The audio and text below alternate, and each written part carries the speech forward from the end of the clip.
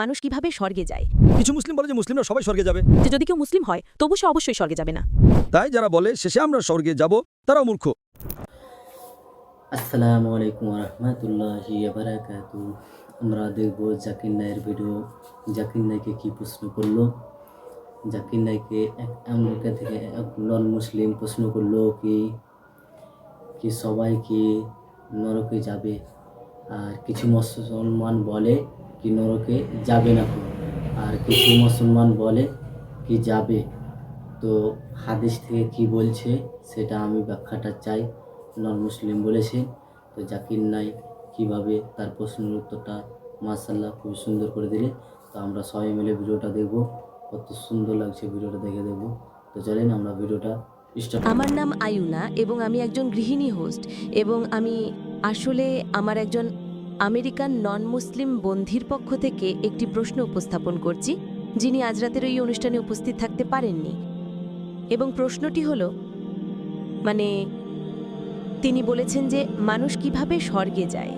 যেমন তিনি শুনেছেন যে কিছু মুসলিম বলে যে তারা সবাই শেষে স্বর্গে যাবে, এমনকি যদি তাদের কিছুটা সময় নরকে কাটাতে হয়। আর অন্যরা বলে যে কেউ জানে না তারা কখনো স্বর্গে যাবে কিনা। তাই কুরআন এ বিষয়ে কি বলে? তাই হ্যাঁ, এটাই প্রশ্ন। ধন্যবাদ। বোন, প্রশ্নটি আমাদের একজন আমেরিকান নন মুসলিম বন্ধুর। হ্যাঁ, তিনি জিজ্ঞাসা করেছেন যে আপনি জানেন মুসলিমরা যদি কিছু ভুল করে শেষে তারা স্বর্গে যাবে, এটা কি সঠিক? হ্যাঁ, কারণ কিছু মুসলিম বলে তারা সবাই স্বর্গে যাবে, কিন্তু অন্যরা বলে যে যদি কেউ মুসলিম হয় তবু সে অবশ্যই স্বর্গে যাবে না, কিন্তু তাদের প্রথমে নরকে যেতে হবে এবং তারপর স্বর্গে যাবে, ঠিক না? এটাই প্রধান প্রশ্ন। হ্যাঁ, কারণ যেমন কিছু মুসলিম বলে যে মুসলিমরা সবাই স্বর্গে যাবে, হ্যাঁ, কিন্তু কেউ কেউ বলে যে এমনকি যদি তারা একজন মুসলিম হয় তারা স্বর্গে যাবে, কিন্তু প্রথমে নরকে যেতে হবে, তারপর পরে স্বর্গে যাবে। এরকম প্রশ্ন হলো, যদি কোনো মুসলিম পাপ করে হ্যাঁ, হ্যাঁ, তারা কিছু সময় নরকে থাকবে এবং শেষে স্বর্গে যাবে, এটা কি সঠিক? হ্যাঁ। আল্লাহ কোরআনে সূরা নিসার 48 নম্বর এবং 116 নম্বর আয়াতে বলেছেন, যদি আল্লাহ ইচ্ছা করেন তিনি যে কোনো পাপ মাফ করতে পারেন, কিন্তু শিরকের পাপ তিনি কখনো মাফ করবেন না। যদি আপনি আল্লাহর সাথে শরীক স্থাপন করেন তবে আল্লাহ আপনাকে কখনো ক্ষমা করবেন না, যতই ভালো হন, কারণ এটা ইসলামের সবচেয়ে বড় পাপ। আপনার নিজের এখন যে মুসলিমরা শিরক ছাড়া অন্য কোনো পাপ করে, যদি আল্লাহ ইচ্ছা করেন তিনি পাপটি মাফ করতে পারেন। শিরকের পাপটি সবচেয়ে বড় পাপ যা আল্লাহ কখনো মাফ করবেন না, যদি আপনি মৃত্যুর আগে সংশোধন না করেন।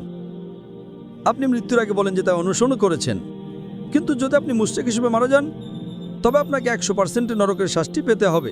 কিন্তু যে মুসলিমরা যারা নন মুসলিমদের বলে যে শেষে আমি স্বর্গে যাব, তারাও বড় মূর্খ।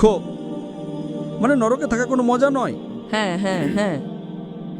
আপনি 1 মিনিটও সহ্য করতে পারবেন না বছরের পর বছর। তাই যারা বলে শেষে আমরা স্বর্গে যাব তারাও মূর্খ, কিন্তু নন মুসলিমদের তুলনায় কম মূর্খ। নন মুসলিমরা চিরকাল নরকে থাকবে। যে মুসলিমরা কোরআন অনুসরণ করে না এবং শুধু শিরক করে না কিন্তু অনেক পাপ করে, যেমন মদ্যপান, হত্যা, প্রতারণা, তারা নরকের আগুনে শাস্তি পাবে, কিন্তু শেষে তারা স্বর্গে যাবে। কিন্তু তারা কয়লার মতো হয়ে যাবে, জানেন কয়লা। তাই নরক কোনো মজা নয়। তাই যারা বলে শেষে আমরা স্বর্গে যাব, তারা জানে না যে নরকে 1 সেকেন্ডও থাকা সহজ নয়। তাই আমরা প্রার্থনা করি আল্লাহ সুবহানাহু ওয়া তাআলার কাছে যেন তিনি আমাদের পাপ মাফ করেন। আমরা চেষ্টা করি এবং ভালো কাজে বেশি করি যাতে আমাদের ছোট পাপ আল্লাহ মাফ করেন।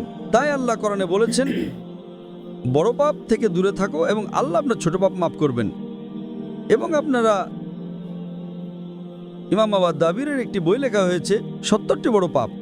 তাই মুসলিমদের সতর্ক থাকতে হবে যাতে তারা শিরকে জড়িত না হয়। তারা সবসময় সালাত পড়বে, যাকাত দেবে, রমজানে ফাস্ট করবে, হজ করবে, বাবা মায়ের প্রতি ভালোবাসা ও শ্রদ্ধা দেখাবে।